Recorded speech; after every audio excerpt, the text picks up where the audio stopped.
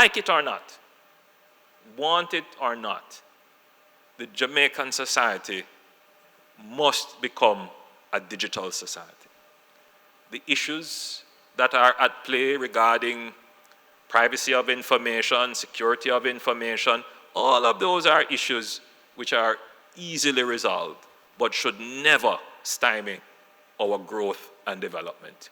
Be a part of the conversation. Send your written submissions by February 15 to clark@japarliament.gov.jm or by mail, Clark to the Houses, Gordon House, 81 Duke Street, Kingston.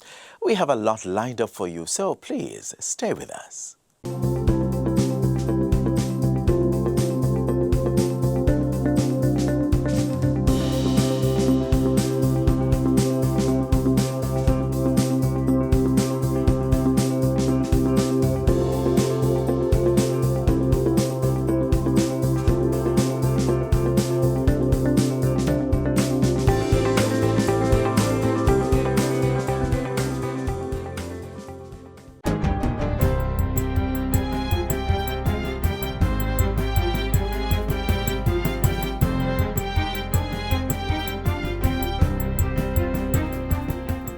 Good day, I'm Stephen McHugh, and this is your JIS News for Monday, February 8, 2021. Government has given the go-ahead for the resumption of sporting activities on a case-by-case basis. Minister of Sport Olivia Grange is emphasizing, however, that no spectator will be allowed at sports competitions or training sessions at this time. Under the Disaster Risk Management Order, organizers of sports events must send an application to the Director of Sports in the Ministry of Culture, Gender, Entertainment and Sport. The application will be reviewed by the Ministry before it is sent to the Office of Disaster Preparedness and Emergency Management, ODPEM.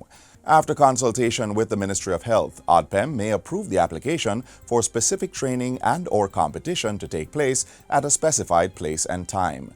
The order mandates that sports events may be held only at venues that are enclosed by perimeter fencing, have access to proper sanitary conveniences, and are conducive to appropriate security measures. Each person at a sport event must wear a mask except when participating in any strenuous activity or water activity. The Disaster Risk Management Order also mandates that there be no unnecessary contact between persons, such as hugging, high fives, or touching, and that personal items such as water bottles or towels should not be shared. Minister Grange is urging sports officials and athletes to become familiar with the rules for the resumption of sports, warning that there will be consequences where the rules are not followed. In the meantime, vigilance continues to be urged as the Ministry of Health and Wellness is reporting 785 new COVID-19 cases over the last 3 days. After registering a record daily case count of 328 last Friday, there was a minor dip over the weekend, with 244 cases reported on Saturday and 213 on Sunday. With those, the island now has 4,435 active cases. The country's positivity rate also increased, with 15.7% of those tested being confirmed with the virus, moving up from a previous national average of 14.3%. 159 persons are hospitalized, 10 of them moderately ill and 16 in critical condition. Chief Medical Officer Dr. Jacqueline Bisesa McKenzie says one of the factors pushing the case count is an increase in the number of social gatherings across the country, especially in the corporate area. Persons are reminded that while discussions for a resumption continues between government and stakeholders, entertainment events remain banned. In other news, a 2-year, $331 million contract has been awarded to Health Brands Limited for the provision of X-ray films and chemicals to the National Health Fund on an as-needed basis. Cabinet has also approved a contract to Lasco Distributors Limited for the procurement of reagent lease agreement lab services within the Southeast Regional Health Authority, SERA. Cabinet gave approval for the award of a contract for a period of 3 years to Lasco Distributors Limited in the amount of US $3,719,297.46, excluding GCT. The Information Minister was speaking at the most recent post-Cabinet press briefing.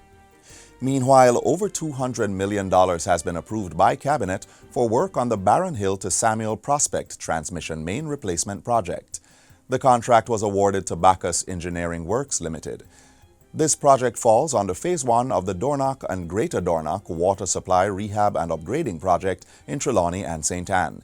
Approval was also granted for staff at the National Water Commission, NWC, to receive new uniforms. Cabinet gave approval for the supply and delivery in the amount of $96,042,348 plus GCT to Designs by Mark Limited. And finally, the Forestry Department is urging sawmill operators to become regularized or run the risk of being prosecuted and fined thousands of dollars for acting outside the law. Application for a sawmill license is $250, while the license is $15,000 for a calendar year. The department's latest plea follows the recent successful prosecution of Verrill Danville of a Monique St. Anne address. Mr. Danville was charged under the Forest Act of 1996 and the Forest Regulations 2001. This after he was observed with a pickup loaded with converted lumber and a power saw.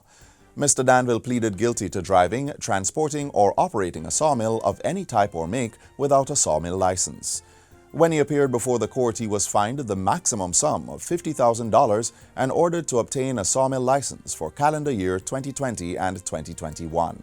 Persons wishing to obtain information on the sawmill licensing process may contact the Forestry Department's Legal and Forest Enforcement Services Division or visit the agency's website. And that's it for JIS News Today. I'm Stephen McHugh. Thanks for watching.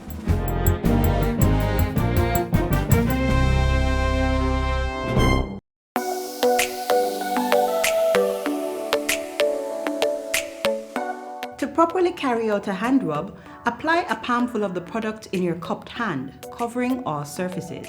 Rub your hands palm to palm.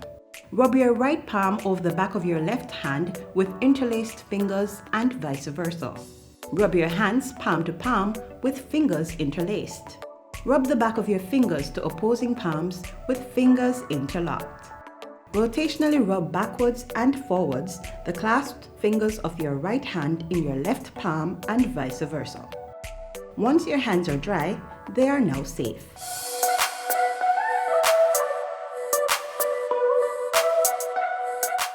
We're in the second month of 2021, and I'm sure your New Year's resolutions are still in the forefront of your mind. If home ownership is one of those resolutions, this next feature is for you. For many, owning a piece of the rock is a major life achievement, and government is acutely aware of this goal. That's why the state has created several entities to give even more Jamaicans greater access to home ownership. One of the agencies leading the charge is the Housing Agency of Jamaica.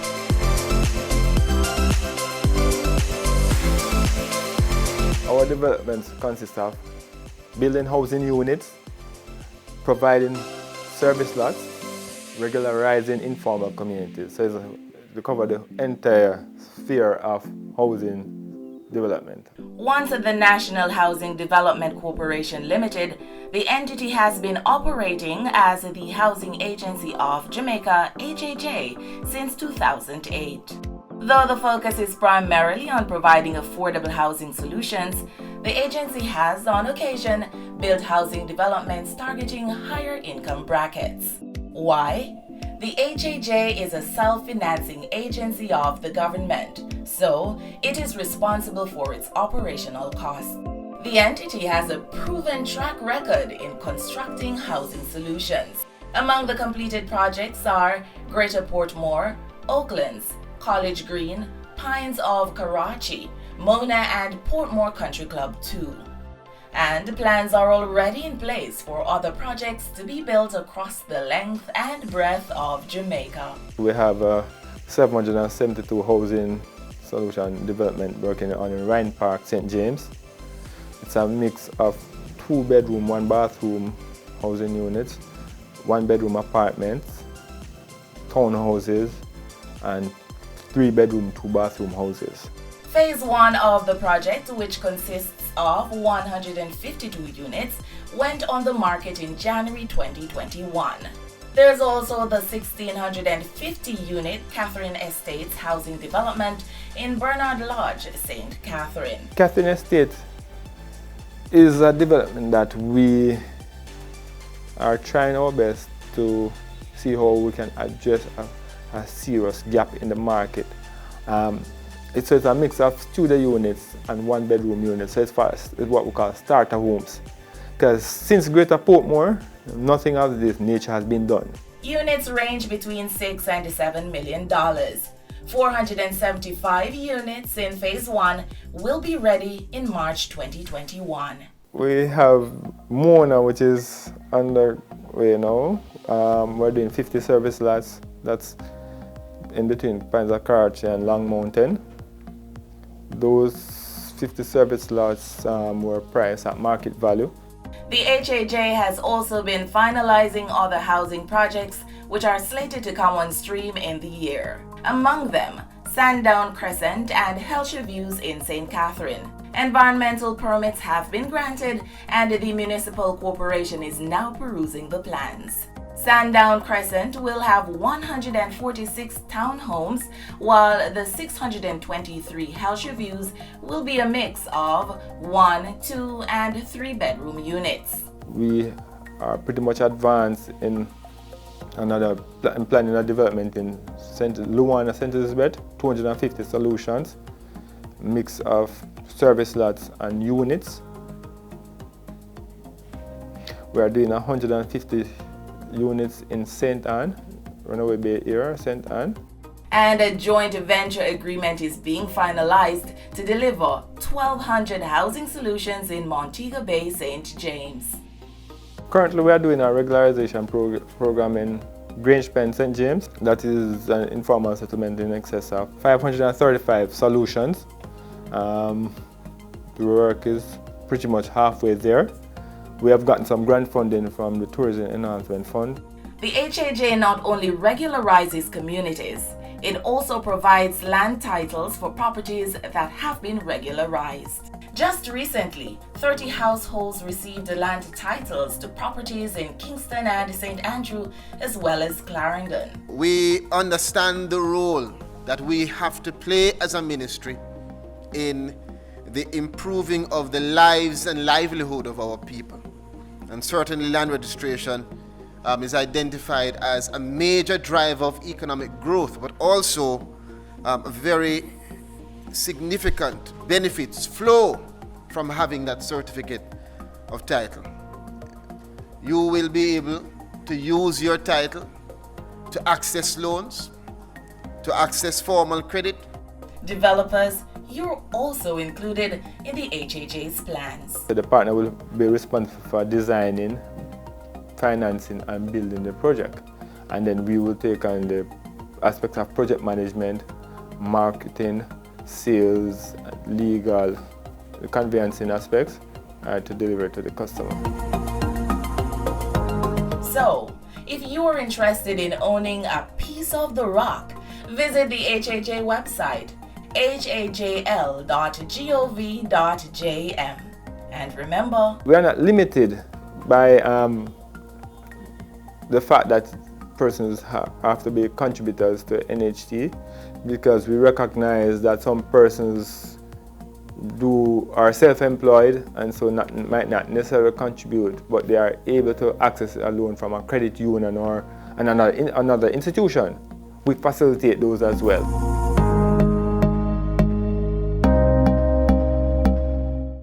The new NIDS bill has been drafted and is ready for review. We want to hear from you. Go to www.japarliament.gov.jm to download a copy of the new bill. Join the conversation. Make a written submission to Clerk to the Houses, Gordon House, 81 Duke Street, Kingston, or via email clark@japarliament.gov.jm. We have extended the time to the 15th of February. Join the process. Let your voice be heard. We are officially in Reggae Month, and what better way to feel the vibes than by looking at the evolution of this homegrown musical genre. Relax, man, we'll soon get there. In fact, we are here, the Institute of Jamaica. This is where we're going. What is this, Grandpa? When you're going, you'll see. Come on, let's go. Oh, where's a carry some place me no want to go. You say you want to be a musician? Well, you have to come here. Let me show you where the music is coming from. Step inside.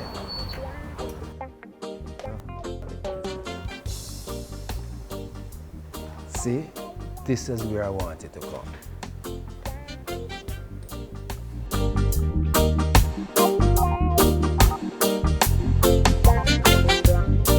You see how far Jamaican music coming from, Kadeen? These are Tainas, the first people, and see, they're playing drums and dancing. And look at these African instruments. That's when the first Africans came to Jamaica.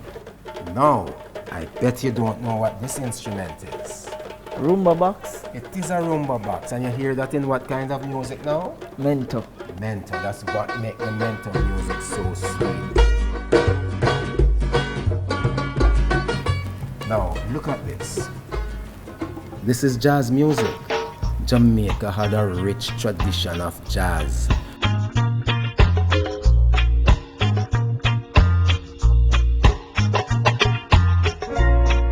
Coming right out of Alpha Boys School, you see it?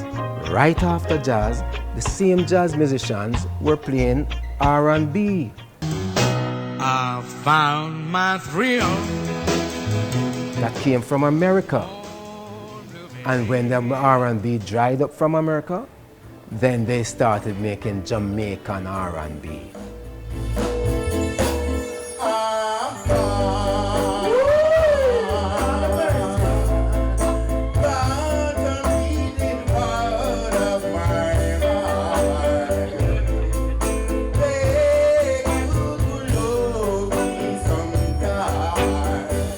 Jamaican turned the R&B around and made their own Jamaican style of R&B music, which then led to ska.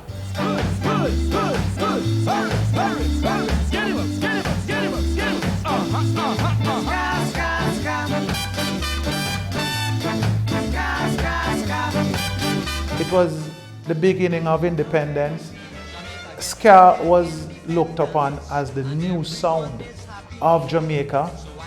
We find in our own identity, not following the American R&B or the ballad or the middle of the road kind of music that was coming from North America and Europe. And so it was very nationalist in its outlook and output.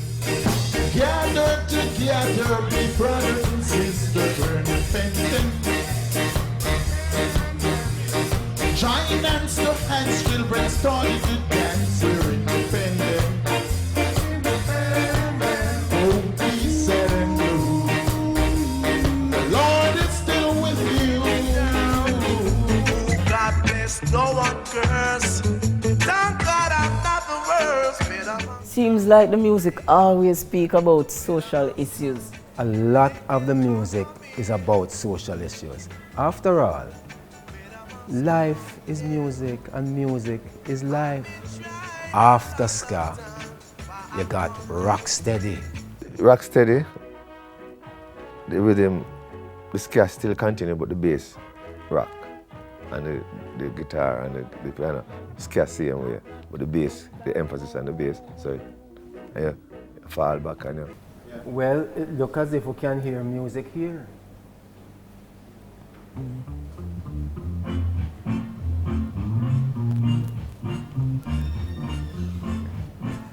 I like this, Grandpa. This nice. is Rocksteady. No, you should have seen me and your grandmother in those days. Rocking steady. Yeah, Grandpa. Yes. That's Alton Ellis, you know. The great Rocksteady singer. Let me turn down the people things here. Next thing, they throw us out of here. And go back to watch this thing. But Grandpa, you've been talking about Jamaican music for how long now, and until now I haven't heard anything about reggae. Well, we're coming right up to reggae now. Here we are, reggae. Well, first of all, many people say that reggae was born at Sir Coxson's Studio 1 on Brentford Road. Clement Dad brought a piece of machinery to the studio for about a year. It was sitting there. And no one knew exactly what to do with it. And so they hooked it up one day and decided to implement it. And they discovered it was a tape delay. And so they hooked it into the machine and they started doing it into the recording. So when they put the guitar sound through the tape delay, it comes back saying that. The rest of studios hearing this recording out, they thought it was the guitar making that and just copied that, and that was the birth of reggae music. I want to do the reggae, girl, with you. Yeah, come on to me. Here are some of the great artists who came out of that. Bob Marley, Peter Tosh, and Bonnie Livingston, the Wailers, Burning Spear, and so on. Now, reggae was also a way of life. It was the greatest advertisement for Rastafari. I think it's my time to teach you a little bit. What can you teach me? Come right here, sir. Oh, dancehall. I know that's when you were going to get happier.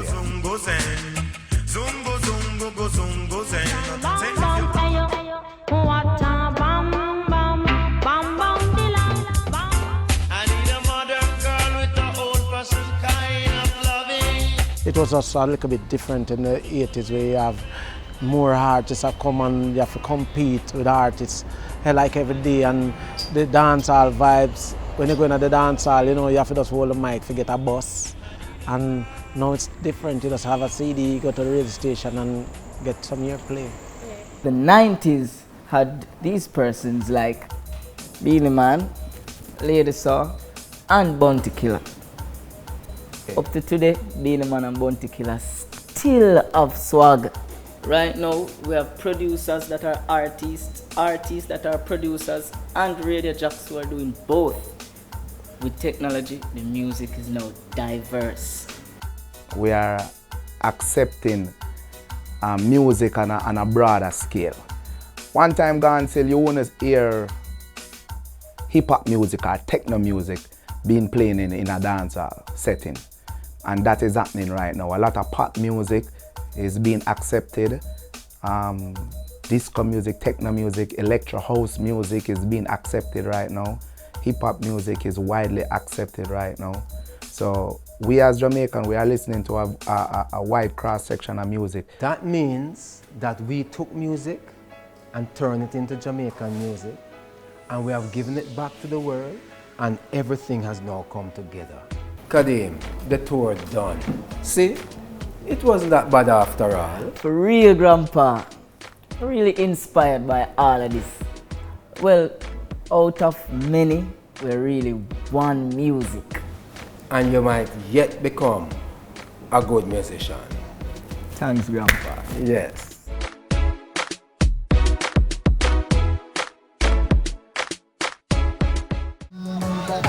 God knows how much I've tried, the truth I cannot hide, to keep you satisfied. True love I now exist is the love I can't resist, so jam by my side. Ooh, yeah. Did you hear? International credit rating agency Standard & Poor's has reaffirmed Jamaica's B+ sovereign rating despite the COVID-19 pandemic. What does this mean for you? There's no better time than the present to make your mark and fulfill your long-held desire of being your own boss. Find out how you can register your business from the comfort of your home. Transformation is about creating a public sector that can adapt to a radically changing environment to meet the needs of the 21st century citizen. And that's exactly what the Public Sector Transformation and Modernization Program, PSTMP, has been doing right here in Jamaica.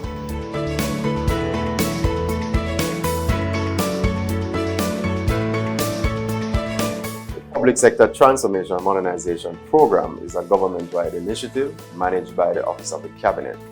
The program encompasses projects which build the capacity of workers and provide support and direction to ministries, departments, and agencies to enable them to deliver the highest quality of services to people who do business with the government of Jamaica. One service being transformed is the registration of businesses at the Companies Office of Jamaica.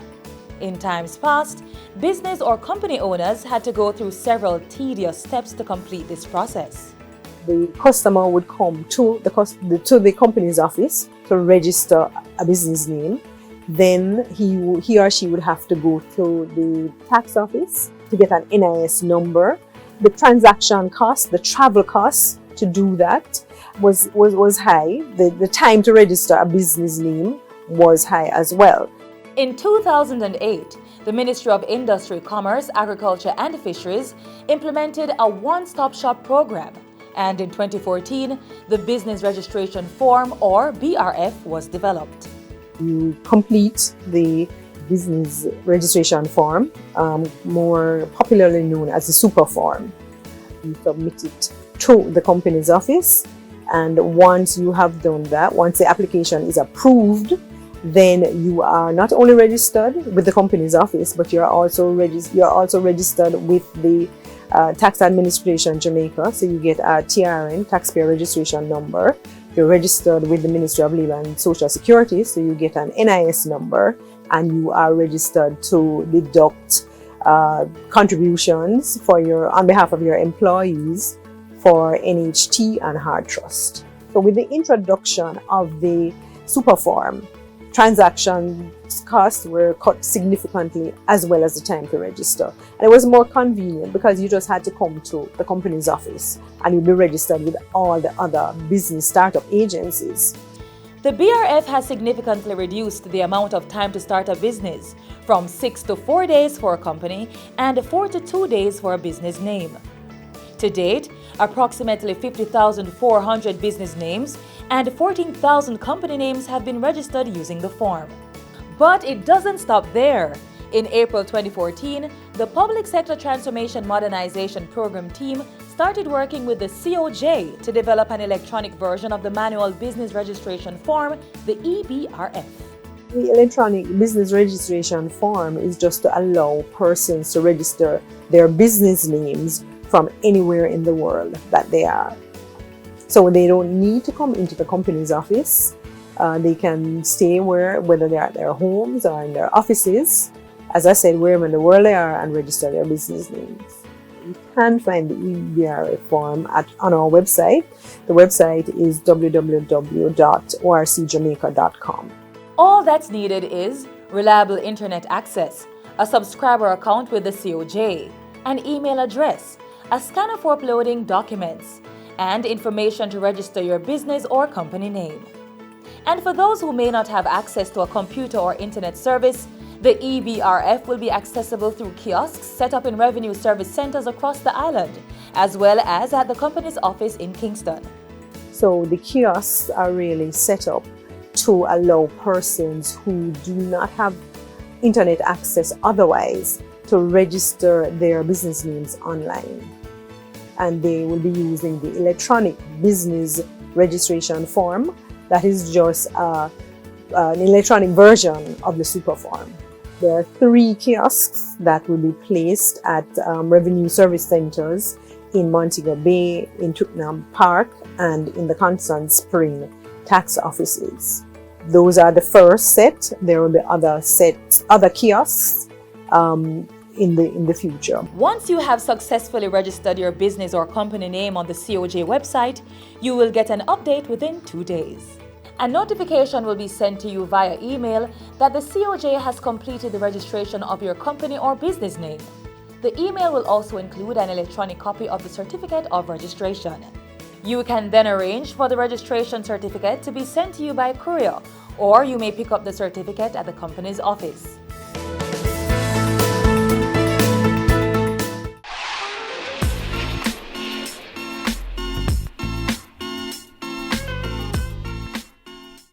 And that's where we leave you on this edition of Jamaica Magazine. Be sure to join us again tomorrow when we'll have another information-packed program just for you. Catch up with us online. There's our website, YouTube channel, and our pages on all the major social media platforms. You may also download our mobile app from your smartphone's app store. On behalf of the entire team here at the GIS, I'm Adrian Atkinson. Thanks for watching. This has been a production of the Jamaica Information Service, the voice of Jamaica.